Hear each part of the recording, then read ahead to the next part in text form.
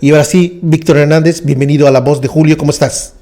Bien, Pues la razón de la invitación es para que nos hables del sendero del peje, que entiendo, tú eres el creador, y por aquí me están preguntando si es lo mismo que SDP. ¿Y por qué el interés?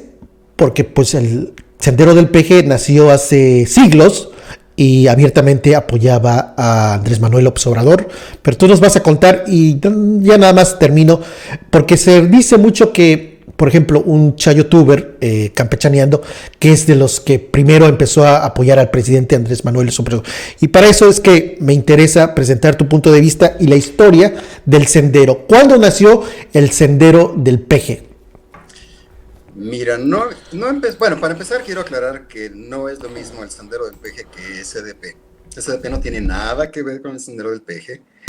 SDP fue una empresa que se formó años después de la creación del Sendero del Peje y fue parte de un proyecto que pretendió ser un periódico y que no llegó a ningún lado y en el cual yo me fui porque no estuve dispuesto a venderme al PRI como quería hacer Federico Arreola. Entonces, sí quiero aclarar eso muy bien. No es lo mismo el Centro de Peje que SDP. Entonces, para que no haya ninguna confusión, no es lo mismo. Eso es para empezar. Es más, de hecho, si van a la dirección original del blog, que es senderodelpeje.blogspot.com, los va a redirigir a lo que ahora es el Sendero del Peje, que es blogdeizquierda.com, que es el proyecto que hago ahora. Bueno, dejando a un lado esa aclaración que es importante hacer, todo el asunto del Sendero del Peje ni siquiera empieza como un blog, empezó como un tema en un foro, ya ni me acuerdo cuál foro era, uno de esos foros tipos Foros México, no me acuerdo cuál era, pero, y no fui yo el que tuvo la idea, ¿De qué fue año estás hablando? 2004, 2004, hace ya 2004 muchísimo. fue. 17 Entonces, años. sí, 17. exactamente, 17. exactamente. Entonces, al que se le ocurrió hacer ese tema, que básicamente era para poner y comentar notas de los medios sobre lo que estaba pasando con Andrés Manuel López Obrador en ese entonces, que era jefe de gobierno, al que se le ocurre es a Jonathan Reyes, alias Macio Sare, hoy se le conoce en Twitter como @econometal. Él tuvo la idea, el nombre viene de él. Entonces, él hace este tema en este foro y empezamos a colaborar varias personas que ya llevábamos varios años de conocernos y de estar colaborando en foros y así por el estilo. Empezamos, de hecho, en 1999 en el ahora extinto foro de Trino. Entonces, mucha gente que venía de ahí, pues era medio izquierdosa, medio rojilla, no todos, pero varios. Entonces, pues estábamos comentando sobre lo que estaba pasando con López Obrador en ese entonces, que ya era muy evidente que querían evitar en el PAN y en el PRI que fuera candidato a la presidencia. Bueno, pues todo iba muy bien hasta que un señor panista empieza a llenar de basura ese tema. Por basura quiero decir que empieza a poner un montón de fotos así grandes para que no se vea el tema, un montón de texto incoherente, de estupideces, pues.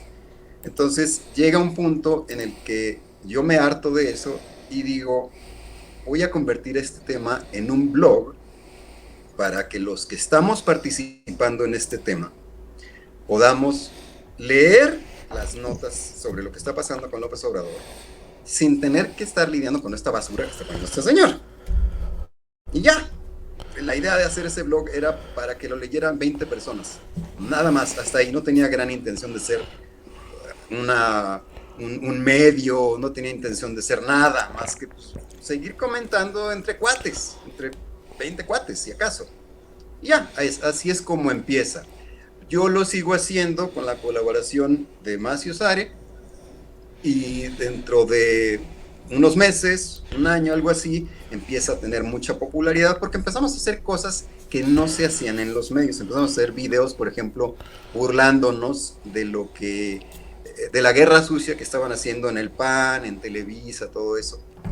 Se empiezan a dar cuenta de esto en otros medios, lo empiezan a promover, supongo, de manera indirecta, al mencionarlo, porque asumen que lo está haciendo López Obrador. No es verdad, lo estamos haciendo ciudadanos independientes que no tenemos nada que ver con la campaña de López Obrador. Y se empieza a popularizar, se empieza a hacer un público que lo sigue constantemente. Llegan las elecciones de 2006, ocurre el fraude electoral, más gente lo lee porque los medios estaban completamente cerrados a decir lo que de verdad estaba pasando, y así es como pues, se hace de fama. Y ya que era famoso, yo le dije a varios blogueros en ese entonces, oigan, ya tenemos esta fama, ya tenemos esta plataforma, ¿quieren venir a colaborar? Y ahí entran otros colaboradores, pero pues no tenía otra intención más que ser un método de publicación para los cuates que evitara el spam de los panistas, y ya después se convirtió en otra cosa, se convirtió en un medio alternativo de difusión. Bajo el nombre todavía en ese entonces de Sendero del Peje. Correcto. Mencionas a Maciosare, ¿cómo lo encuentran en Twitter? @econometal. ¿Todavía sigue siendo a López Obradorista? Supongo. Supongo. No es anti López Obrador, pero él es como yo en el sentido de que lo que hace bien se lo reconozco, lo que hace mal se lo critico. Dices que no es lo mismo y iniciaste diciendo SDP Noticias, lo que existe hoy, no tiene nada que ver con el Sendero del Peje. Nada que ver. Pero la pregunta es, ¿el Sendero del Peje, donde tú estabas, se fusionó o hubo por ahí una venta y Federico Arreola, ya ahora dueño de SDP Noticias, pues... No hubo ninguna venta. Eso no se vendió. Muy claro también. Lo que hubo fue que hicimos una empresa. La iniciamos de cero. Okay. No vendí nada. Entonces, esa empresa, que hasta, no sé si se siga llamando así. Se llama el periódico Digital Sendero. Periódico, exactamente. Entonces, esa empresa la creamos, pues yo todavía me acuerdo, porque fuimos al notario público a firmar papeles y todo eso. No fue una venta, fue la creación de una empresa. Yo tenía el 20% de la propiedad de la empresa. ¿20? Pero él tenía el resto. ¿20% tú tenías? Yo tenía el 20%, sí. 20, ok. Entonces, eso ocurre en 2008, si mal no recuerdo. Ya había pasado lo de las elecciones, ya el Sendero del Peje ya era una cosa propia, o sea, era una cosa que ya tenía su propia identidad. Y Federico Arreola, como estaba muy pegado a López Obrador, pues a muchos nos hizo creer que era de confiar.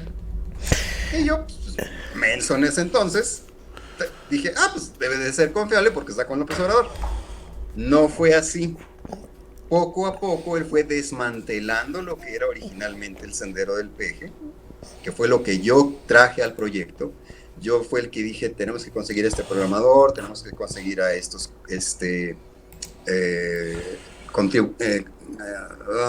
colaboradores, etcétera, etcétera.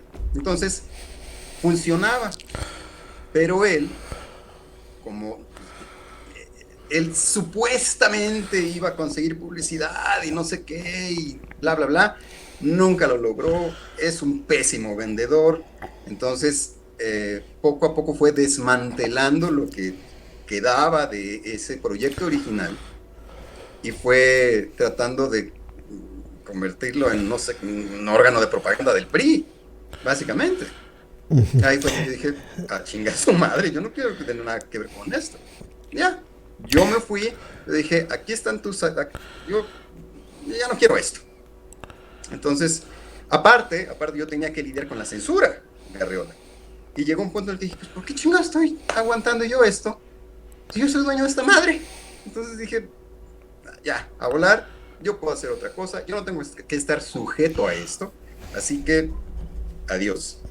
Y ya, asunto arreglado. Me deshice de las acciones que tenía de la empresa y se acabó. Si en todo caso hubo una venta, fue de unas acciones de una empresa, pero no del blog.